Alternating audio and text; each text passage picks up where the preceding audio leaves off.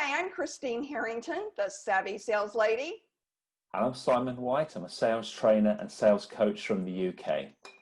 So we've recently recorded an hour-long video on communication skills, and we've broken that down into 3 sections. Today, it's all about words that have impact. Keep watching.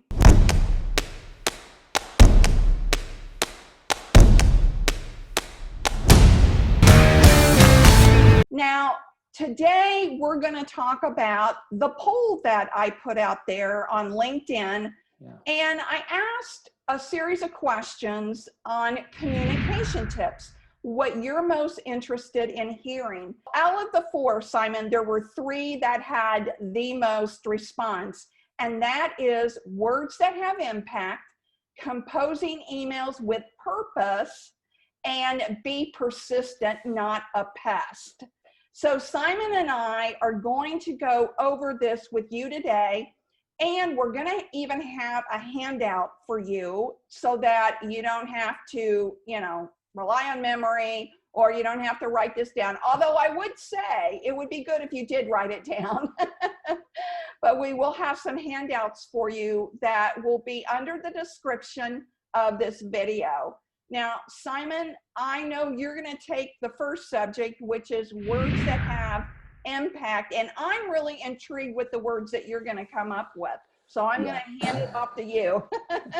Thank you. So the kind of words that we're not going to be talking about today, they're not words such as free or now or limited availability. We're not talking about those kind of marketing words. We're talking about the subtle words that we can use in sales conversations to have more impact, to be more persuasive.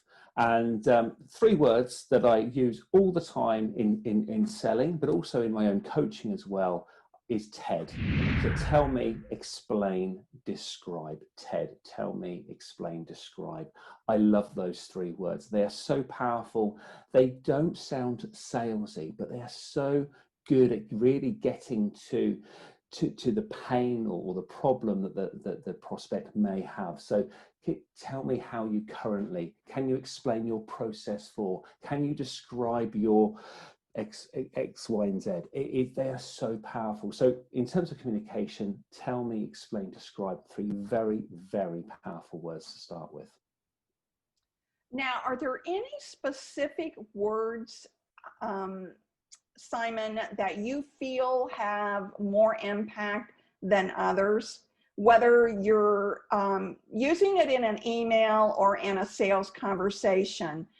We did kind of tease you on this on the last video when we interviewed Julie. So yes. Julie Ann Hammond. So what are those words, Simon? Well, one of them, which is one of the most powerful words, is the word willing. Would you be willing to? Would you be willing to introduce me to your boss? Would you be willing to have a demo next week? Would you be willing to consider us as an alternative provider? Willing. In the UK, Loughborough University, I believe it was, did some research. They analysed lots of different negotiations and sales interactions, and they discovered that the word willing is one of the most powerful words you can use in persuasion. So I will certainly use that myself, and my clients do, both verbally and on emails and stuff as well. So the word willing. Another word that I absolutely love is the word let's. Let's grab a coffee. Let's speak next week. It's persuasive. It's still professional, but it's not over the top. It's not too pushy. So I love the word let's. A word that I was taught years ago, maybe 20 odd years ago, and I remember being someone telling me what is the most powerful word in sales, and I don't necessarily agree that it's the most powerful word, but a really good one is the word if. If I can, will you? And again, these aren't big, difficult things. These are just little subtle words that we can drop into our communication that have such great impact. But willing, I'd invite anybody to try the word willing. Put it in your email on the next conversation, or let's, or indeed if you're negotiating as well. They're very, very powerful ways of doing it. Another word that is really good too, especially when you're in a sales conversation, And remember, when you're talking to the buyer about his issues and problems, you want him to imagine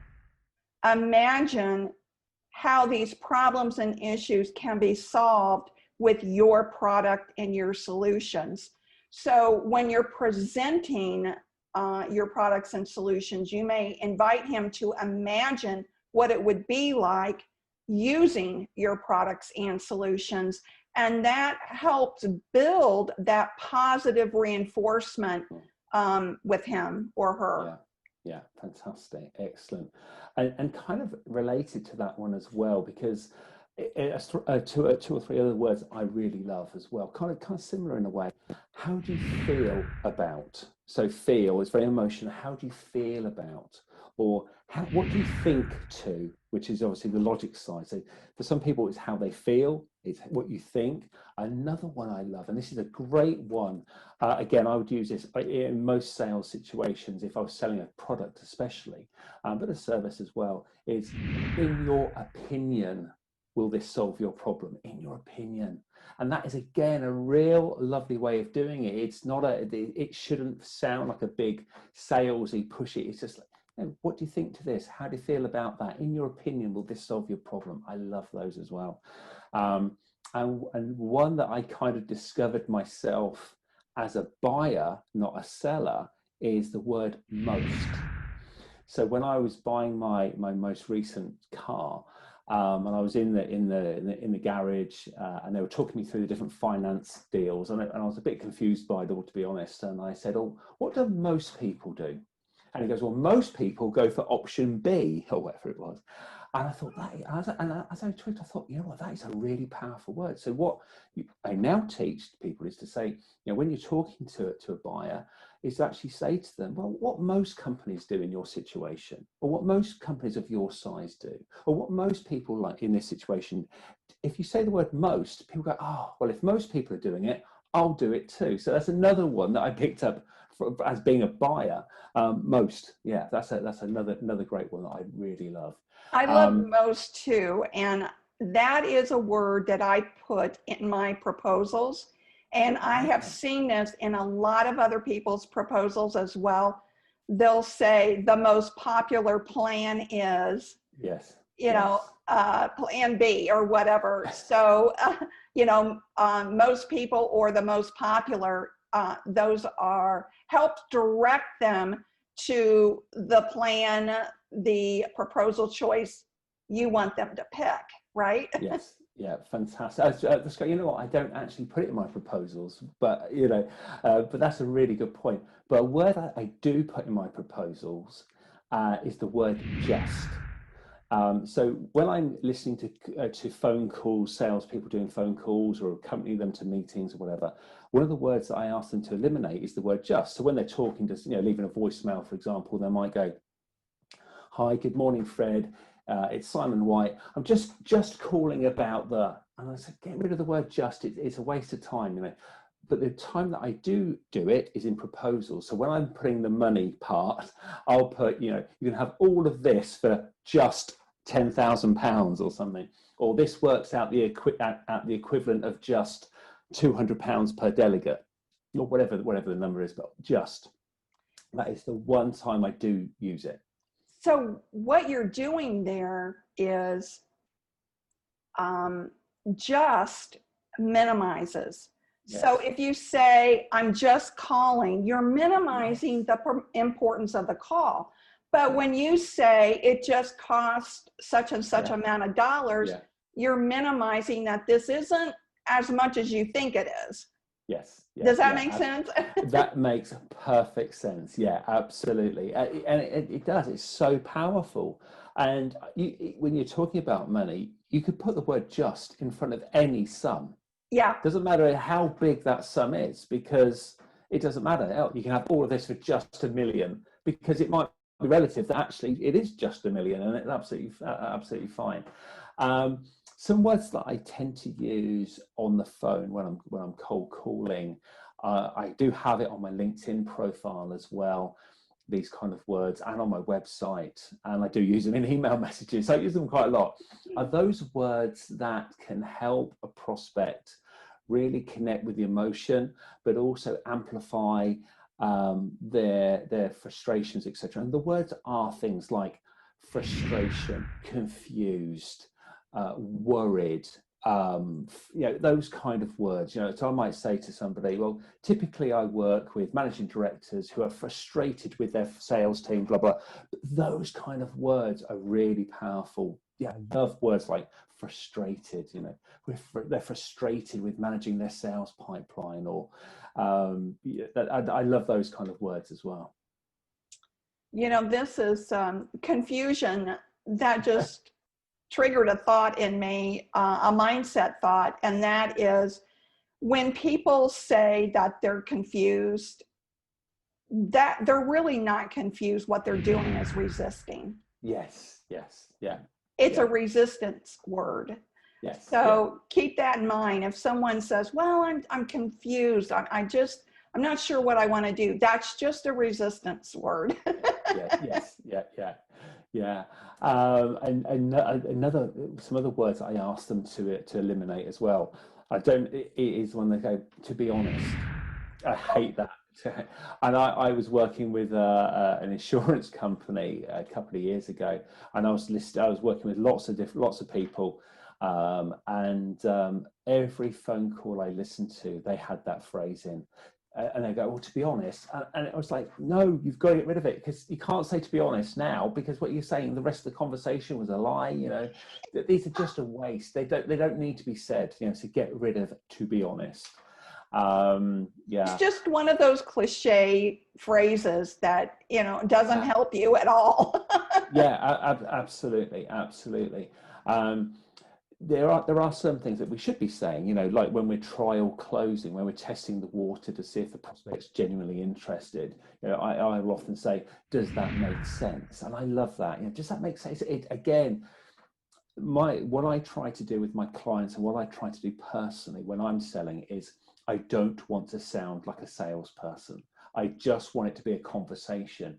But these little words that we're talking about today can just tip the balance in your favor. That's what it's about, just tipping the balance, and helping you and helping them, because a salesperson can't sell to somebody unless they've identified a need, and you've got to be helping them, and that's really key to it all. So I say things like, does that make sense, etc. And if you're linking a feature and a benefit, you might say, well, it has this feature, which means that it does X, Y, and Z. So there's loads of little words and phrases we use in sales that can really help us succeed. But there are some words that we should also maybe consider changing. So I often say to my clients is, don't refer to it as a contract. It's an agreement. Don't ask them to sign, ask them to authorize. And it's little things like that, because a lot of the issues we have in sales go back to when we're children. So we're told things like, don't talk to strangers, don't interrupt busy people, those kind of things. But we're also told by our parents, don't sign a contract without reading it thoroughly first, all these sort of things. So so if you say to somebody, if I send you that agreement, do you think you could authorize that for me? That is a much, rather than if I send you the contract, can you sign it? And they're thinking, oh my goodness, I need to show that to our legal department. And so it's things like that as well. I like that. And you had said to me, I don't know if this was in a video or when we were talking, that you all don't use appointment in the UK. You don't refer to a sales meeting as an appointment, and we do here. Or that, or a visit. Funny enough, I was doing some telesales training on Monday, and I obviously via Zoom, and I had a slide I was showing, and it was exactly that. It was words not to use and phrases not to use within telesales, and one of those words is appointment. And I said, we use the term appointment internally. So in a business, you'll say, how many appointments have you made this week or something? But don't say that to the prospect, because an appointment is typically in the UK a bad thing. You have an appointment at the dentist, at the doctor's, the divorce lawyer, they're appointments. But yeah, so when it's a meeting, it's a demo, it might be a coffee, whatever. Yeah. So we wouldn't use appointment in that situation, and we wouldn't even in that kind of thing. We wouldn't use the word objection. We wouldn't say, "Oh, that's an interesting objection." You say, "Oh," you might use concern or something. So a lot of the words we use internally in sales departments aren't necessarily the words we would use with the buyer. We wouldn't refer to them as a prospect, in a meeting, that kind of thing. We use that term internally. So yeah, so we wouldn't in the UK. We certainly wouldn't say appointment. People do.